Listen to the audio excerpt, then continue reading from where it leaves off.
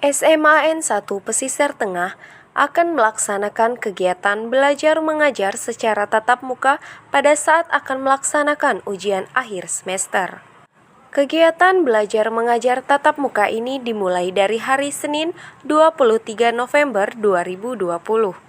Kegiatan belajar mengajar ini tidak dibuka secara resmi, dibuka hanya untuk melakukan ujian akhir semester saja, dan dilakukan secara bergantian. Untuk kelas 10 hari Senin, kelas 11 hari Selasa, dan dilanjut kelas 12 hari Rabu. Begitupun seterusnya. Dena Walda Soleha melaporkan. Tidak selalu membawa dampak negatif, pandemi COVID-19 di Indonesia juga membawa dampak positif. Salah satu dampak positif yang dibawa dapat dirasakan oleh mereka yang bergerak dalam bisnis jasa desain. Potter Design merupakan salah satunya.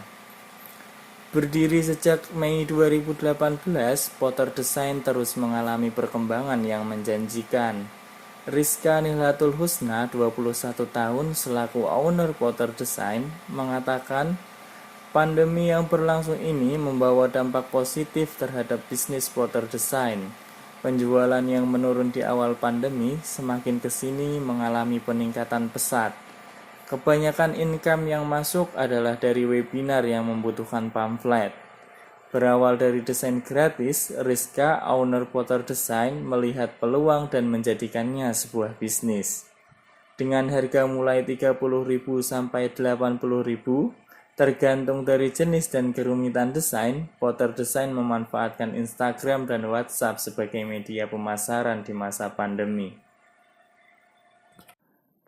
Dari Semarang, Ahmad Syafiq melaporkan.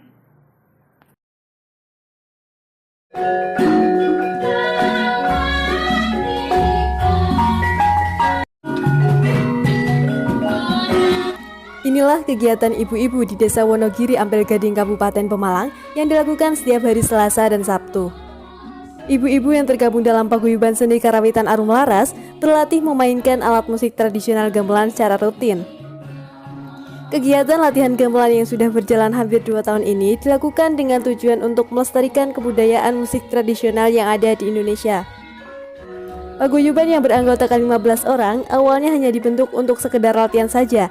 Namun, saat ini paguyuban tersebut sering mendapat undangan untuk tampil pada acara-acara tertentu. Sadar akan pentingnya budaya gamelan di Indonesia, pelatih paguyuban seni karawitan Sumarno berharap kegiatan latihan rutin gamelan ini bisa terus berjalan dan membuat generasi muda tertarik untuk meneruskan upaya pelestarian budaya gamelan ini. Fatma Pratami melaporkan dari Pemalang. Berbagai tanggapan dari banyak pihak mengiringi rencana pemerintah pusat dalam menyelenggarakan pilkada serentak. Pilkada tahun ini merupakan pilkada terbesar dalam sejarah pemilihan umum di Indonesia.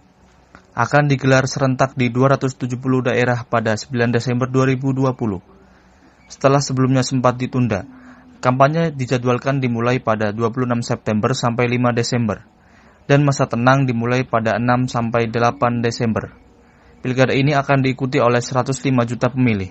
Sebagian pihak menilai, dengan tetap dilaksanakannya pilkada ini, nantinya akan terjadi penyebaran COVID-19 yang lebih luas. Dengan alasan tersebut, seharusnya pilkada serentak ditunda hingga keadaan pandemi mereda. Namun di sisi lain, pilkada serentak harus tetap dilaksanakan, demi mendapatkan pemimpin yang bisa menangani pandemi ini dengan maksimal. Menurut Ketua KPU Kabupaten Pemalang, alasan pilkada serentak ini tetap dilaksanakan untuk menjamin hak konstitusional rakyat untuk memilih dan dipilih. Andrea Cinugroho melaporkan.